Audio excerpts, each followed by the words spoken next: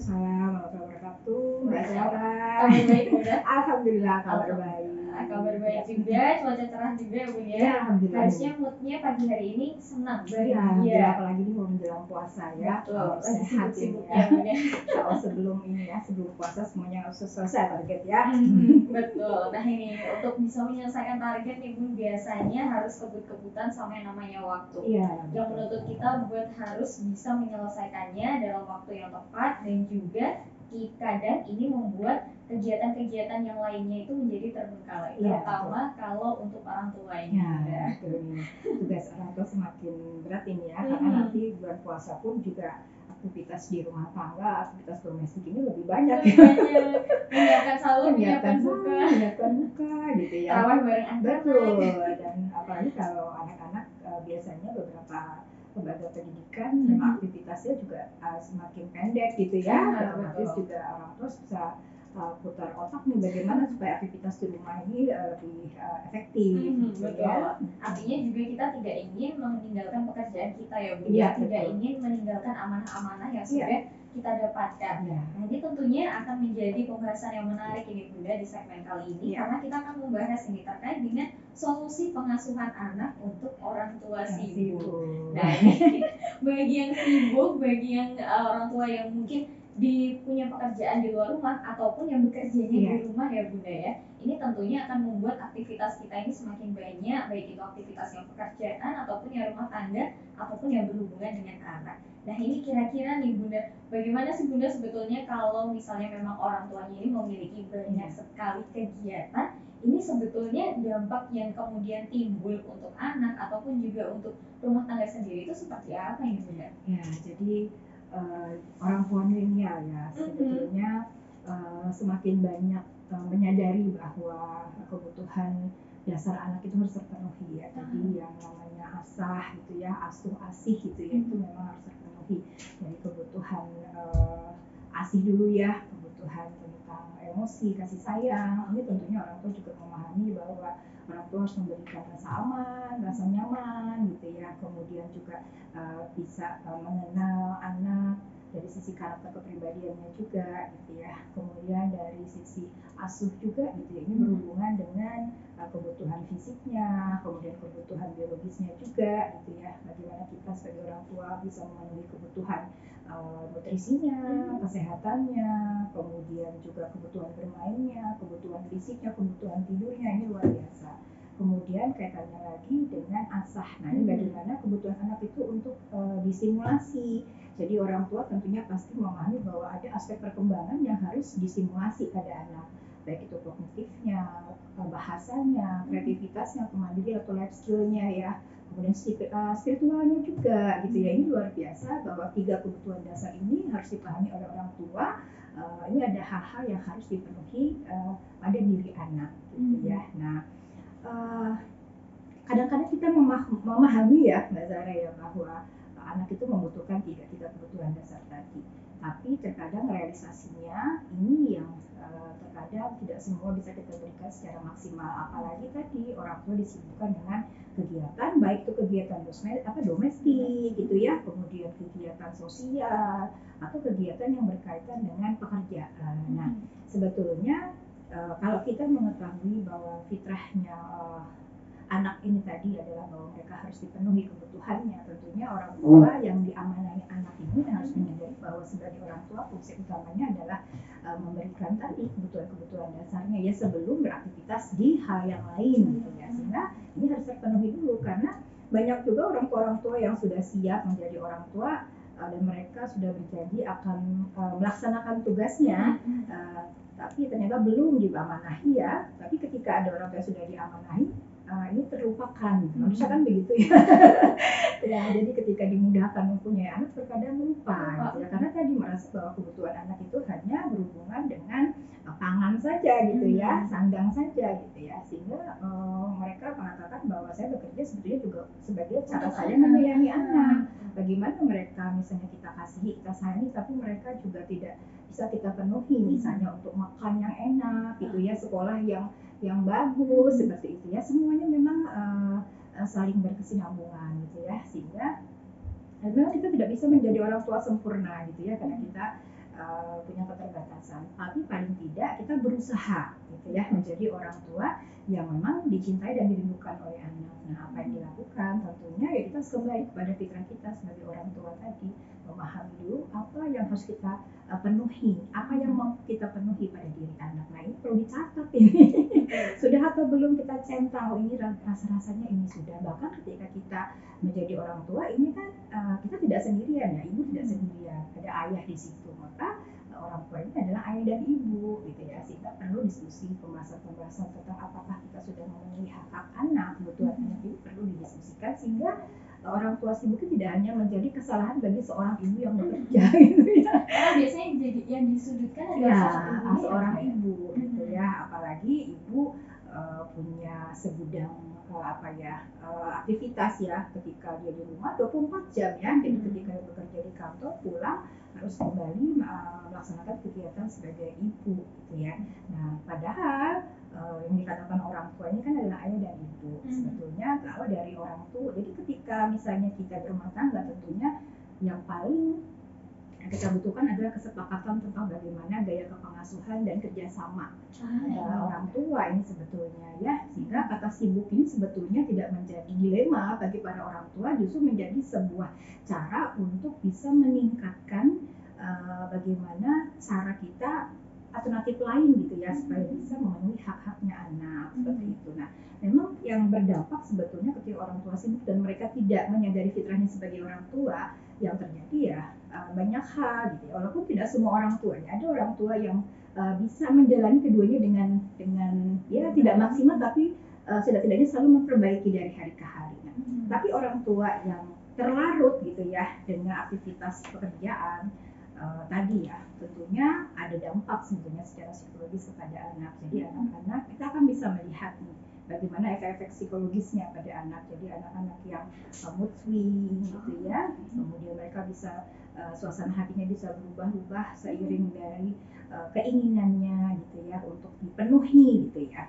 Kemudian anak-anak yang mencari perhatian dengan aktivitasnya yang misalnya agresif gitu ya, atau anak-anak yang mereka berusaha untuk membuat kesal orang tua gitu ya, dengan kondisi-kondisi ketika orang tua di rumah bukan semakin manis gitu ya, bahkan mungkin menjadi tambah mengesalkan bagi orang tua. Nah, kemudian ada lagi dampaknya adalah mereka juga jadi longgar bondingnya gitu ya, karena orang tua merasa bahwa cukup dengan mereka ada saja di rumah gitu ya, bahwa orang tua sudah ada di rumah secara fisik itu sudah cukup menandakan bahwa mereka hadir gitu ya. Padahal sebetulnya kita memahami sebagai orang tua tidak hanya secara fisik saja, bahwa kita harus banyak melakukan interaksi. Jadi quality time itu sebetulnya kan adalah interaksi yang aktif gitu ya. Jadi hanya bukan secara fisik. Nah, kemudian juga yang jelas dampaknya ya komunikasi yang kurang, karena rata-rata orang tua yang sibuk ini ada di antaranya yang terkadang kesibukannya itu melupakan waktu-waktu komunikasi pada anak. Ya, sebetulnya yang paling diharapkan oleh anak itu adalah komunikasi yang efektif, tidak setiap saat gitu ya. Bentar-bentar lagi di mana, atau lagi ngapain ya. Tapi sebetulnya ketika anak membutuhkan, mereka hadir gitu ya. Misalnya ketika ya nanti malam bisa nggak nemenin aku beli sesuatu. Nah, berarti kan anak butuh kita. Nah, terkadang kita bisa jadi ketika kita dibutuhkan oleh anak kita tidak hadir. Nah, di situ yang bagi anak sebetulnya menjadi kekecewaan. Atau ketika anak kita bermain tapi kita tertidur gitu ya, atau kita tidak melakukan hal yang diinginkan oleh anak pada saat anak itu butuh kita. Seperti itu. Jadi ada dampak-dampaknya sebetulnya. Nah, sebetulnya dan yang perlu kita lakukan adalah setiap hari memperbaiki ini. Apa sih yang kurang dalam aktivitas kita dengan anak gitu ya. Jadi orang tua yang baik, yang bisa menerapkan parenting yang baik, sebetulnya orang tua yang bisa belajar dari kesalahan sebelumnya gitu, untuk menjadi lebih baik.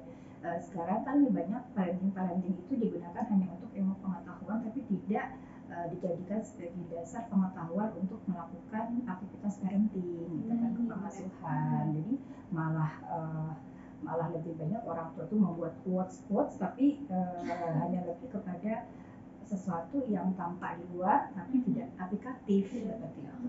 walaupun peta orang menjadi orang tua itu tidak sama Mbak Sarah.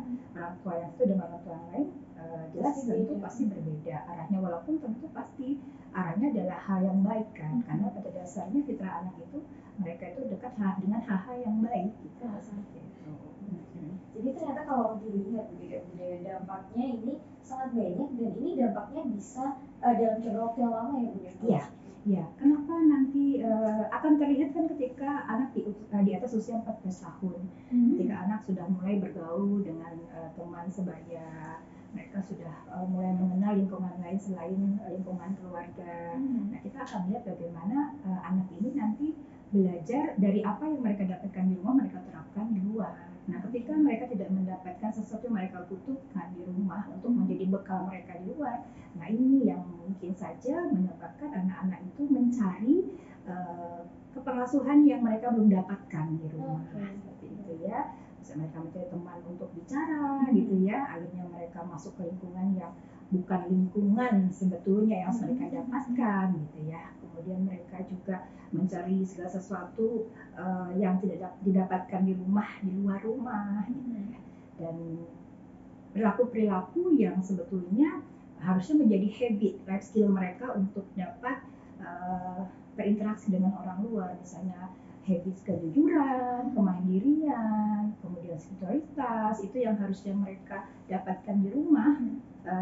Mereka tidak tahu ini sebetulnya hal yang akan bermanfaat untuk apa ketika mereka nanti berinteraksi dengan lingkungan sosial, mereka tidak tahu. Ya, sehingga misalnya mungkin dia dapat lingkungan yang tidak baik, dia akan semakin larut dengan lingkungannya, semakin asik ya. Padahal bisa aja di lingkungan itu tidak baik bagi anak. Misalnya contoh saat mereka jalan maghrib ini, padahal kan kita punya habit ya di rumah bahwa maghrib itu apa sih harus dilakukan oleh seorang anak dan orang tua, misalnya sholat maghrib, kemudian melakukan aktivitas misalnya mengaji, tadarus gitu ya, atau sekedar berinteraksi antar keluarga. Tapi yang mereka lakukan apa? Maghrib kongko-kongko di luar gitu, karena mereka tidak tahu habit-habit yang sebenarnya bagi seorang anak. Sehingga ketika mereka lakukan di luar, mulai beraktivitas dengan orang lain, mereka tidak tahu pakem-pakemnya, tidak ada yang mengajar, tidak ada yang menjadi role model kan. Itu yang bahayanya gitu. Jadi memang ternyata ini walaupun mungkin sederhana ya Bunda ya, hanya perkara orang tua mungkin terlalu sibuk dan akhirnya tidak punya waktu untuk anak, tapi dampaknya sebegitu panjang. Ya, akan terlihat biasanya di atas usia 14 tahun ya, karena mereka sudah mulai tadi mencari peer group-nya, anak-anak usia remaja sudah mulai mencari kelompok-kelompok yang setipe dengan dirinya. Nah, itu yang kita khawatirkan kalau orang tua tidak hadir gitu ya, ini akan semakin larut. Makanya ada anak-anak yang melakukan kegiatan biasanya di atas jam malam gitu ya, mereka kongko-kongko di luar, kemudian melakukan aktivitas yang mengganggu orang lain, bahkan juga di Jogja apa namanya kritik gitu ya, rata-rata kan dilakukan oleh remaja, karena memang remaja-remaja ini butuh aktualisasi diri, mereka harus dirangkul, tapi mereka belum mendapatkan, sehingga mencari cara untuk diakui keberadaannya, yakni dengan cara melakukan hal-hal yang sesuai dengan perintah gengnya.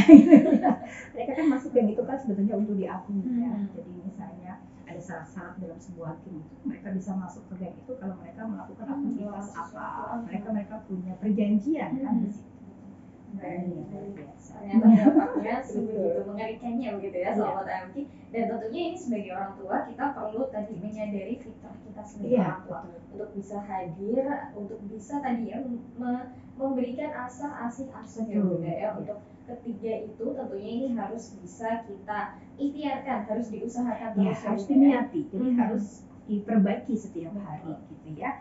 Tadi tidak ada yang sempurna, kita pun juga belajar apapun mata pelajaran kan itu dari yang tidak tahu, kemudian jadi sedikit tahu, jadi tahu, lebih tahu. Ketika lebih tahu semakin ingin tahu kan, seperti itu. Baik, dan ini tentunya tidak hanya mungkin untuk Anda yang mungkin anak-anaknya masih kecil, tetapi bahkan sampai yang orang tua yang anaknya sudah besar pun juga masih terus terus karena peran kita ini kan sampai kapanpun ya, sampai kita ada di dunia ini kan, walaupun tanggung jawab kita ketika mereka sudah berkeluarga sudah selesai, tapi tetap kita sebagai orang tua punya tanggung jawab moral juga ya kepada anak-anak kita, sehingga ya ini tetap harus dilatih terus ya.